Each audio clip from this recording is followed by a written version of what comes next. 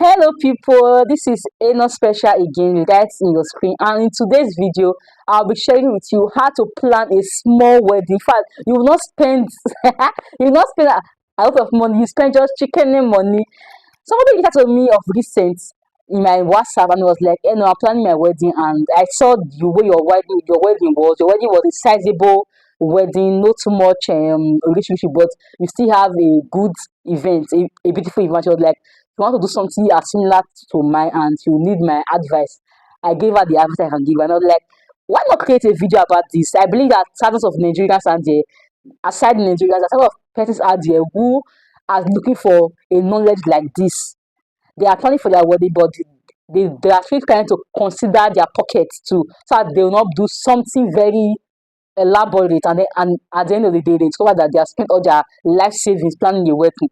In fact, this is not the first time somebody is reaching out to me about this. A lady reached out to me about this last year, and I gave her my advice, and she's married now, happily married and all that. So I know there are some persons who love it extra, extra. If it's not extravagant, don't call their name. Yes, but there are still some persons out there, not because they don't have the money for it, but because they just have a way their life is planned. They want to work on the budget. They're like, I don't want to make this wedding too big. I want to do something within my pocket, something that I can actually do, and I will not spend. I will just spend all my savings or all the money I have with me. Then this video is for you because I personally I had a small wedding, not very very small, but a sizable event that everybody ate, everybody drank, and we were cool. I'll be telling you some things that you can cut down expenses on. Number one is that have a budget. Yes, have a budget. You must have a budget, and you'll be spending according to your budget. That is it. Oh, if you are planning a wedding, I know that there are so many persons out there that want to come and assist you in planning, bringing ideas, bringing suggestions. But my sister or my brother, get watching this, if they are not giving you the money to execute those plans, see, keep their plans aside and go with your plan. Have a plan for your wedding.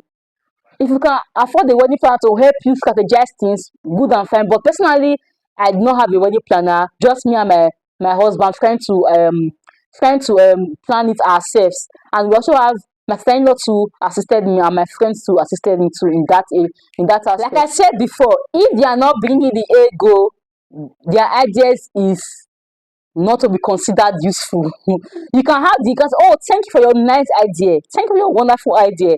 I love this idea. Thank you so much. But does not mean you will implement it. That time when I was telling for my body, so basically we're saying, you people should just rent a hall. Do this, do that. Make it big and all that. I said, okay, you may be trying to plan your own dream wedding with my wedding, but no, this is my wedding. In my wedding, we did not have a hall. Yes, because we're trying to cut down on expenses. We use an open field. In fact, it was our church compound. We just wrote church service by so time. Reception follows immediately after service at same venue. Yes, we did that because not because we don't have the money to rent a hall, but because we wanted to cut down expenses.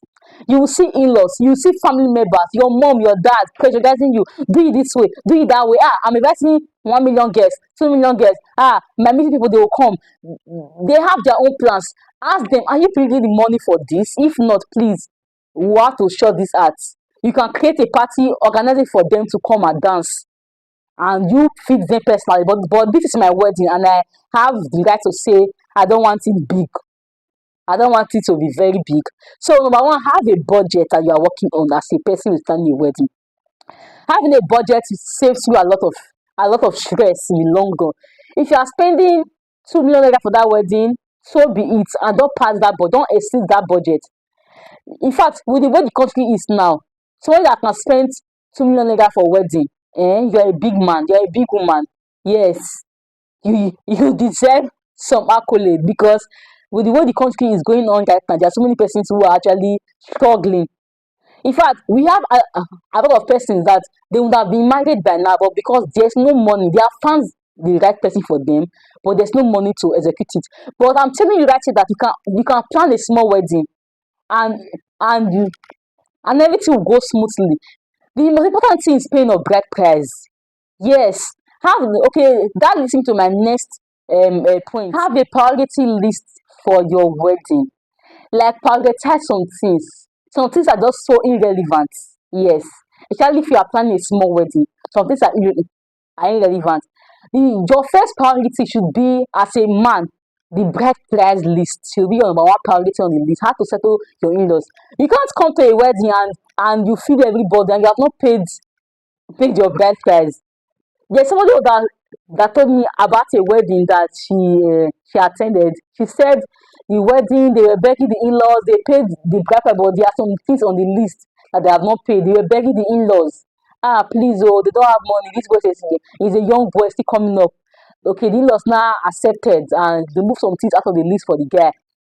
So what they were now doing, the reception, the way they danced, that the fact it was not a big reception.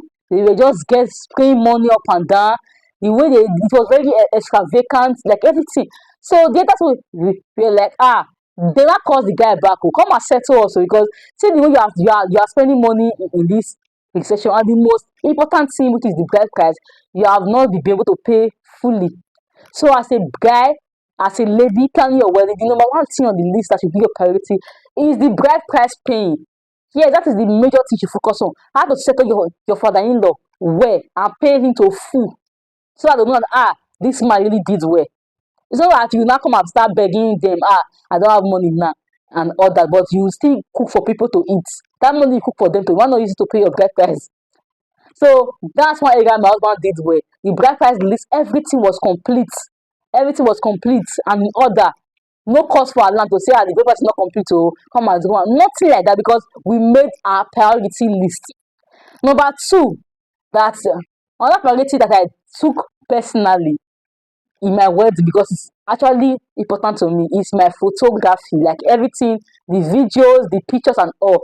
I actually said I'm going to be giving this my wedding, like I'm going to be paying a photographer to do justice to this work, because after everybody are done, after they are done with they are done eating and the day is over, what will give you a good memories are those pictures and the videos.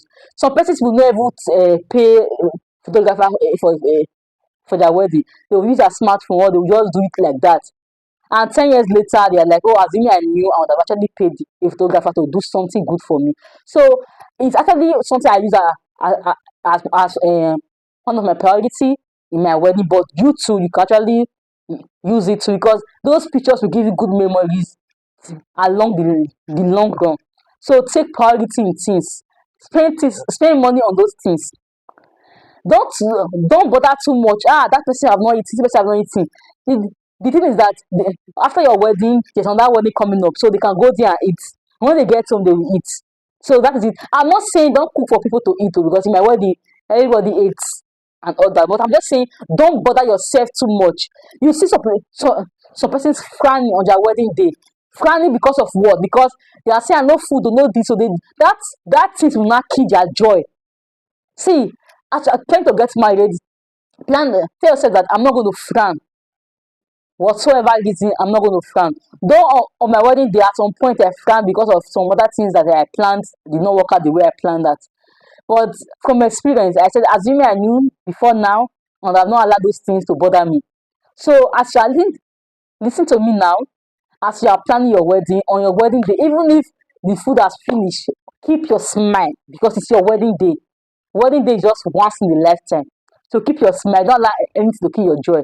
Because if they're not done eating, if they don't see food to eat in your wedding, the next wedding they will go there and eat. When they get home, they will eat. So I've listed 2 points. Number one, I say work with a budget. Number two, I say make a priority list. Point on the list is that you should know is that your the life after your wedding is more important than your wedding day. So persons, after they finish their wedding, they will not have debts. Don't borrow to do a wedding, no matter what. Don't borrow. Save up for it. So person will not have debts owing to many persons. They will not be able to cater for themselves after wedding. They will not be able to eat well. In fact, they will not even have a house, a good house to put to to lay down after wedding, because they have spent all their life savings on planning a wedding. So the first thing you should do actually, you can even rent a house before your wedding. Yes, it's possible. You can rent a house maybe few weeks to your wedding, if possible. He gets a good apartment, so I know that that one is settled already. Although personally, it was after my wedding we rented an apartment, but we had plans for that. We did not use all our money to do wedding. Yes, we knew that there's life after wedding. After you get married, you will eat. You need to go to the market to buy food, and you need money for that. You pay for house rent, you pay electricity bill, and so many other things. In fact, you now have an increased expenses because you are not the only one living now. You are not living with your wife as a man. So if you are trying to plan a small wedding, don't listen to people's advice. Not everybody's advice you will take. So they will be like, do a giant cake, rent a big hall, 2 million, 5 million. Do this, do that. Tell them that okay, thank you. But if you know that personally you have a plan to do a small wedding, just go ahead because if they're not providing the money for that, then just suggestion is not needed. If somebody is saying, why not just rent hall? Why not just invite a live band instead of using DJ? You ask them, are you going to support me with this idea? Like, will you bring the money? If they say yes, that's fine. Say welcome Nigeria, thank you for your support. You let them sponsor it. Let them pay in full. They should give you the full money in cash so that they will not go and give you half. And at the end of the day, you now have some of that money to pay. They should pay in full. And no parents too. They want their daughters to have a big wedding, even their sons. Oh, it must be elaborate. So we did. Please allow your parents know that you have a budget. Make them understand your plan. Make sure you and your spouse are on the same page because if you're of the opinion of having a big wedding and your spouse is of the opinion of having a small wedding, then there's a problem. Oh. So you should be on the same page. Explain to your spouse that oh see I really want a small wedding because of this, because of that. I don't want too much crowd in my wedding. I don't want this. Explain to your spouse and you too, please try to be an understanding spouse. Understand your spouse and people should work together because if you and your spouse are not on the same page, that's the first step of failure. Yes, that's the first step of failure. And also explain to your parents that oh, I don't have so much, or I'm trying to cut down expenses. This is what I'm planning for. Make them understand because some parents will not understand. They want to they want to invite all their meeting friends. They want to invite different association. Tell them that please oh, I don't want so much guests in this wedding. I just want the ones I can actually feed and attend to. It's not bad if they feel they want to bring a very large number of persons to come. They should still cater for their feeding too. It's not bad. Yes, it's not bad. I will say that because you have your own plan and you are working If you're towards it. planning Your wedding, and I hope this point I listed out will be very helpful to you to have a small wedding. Just I pray that you have a successful event. I love you so much. Kisses.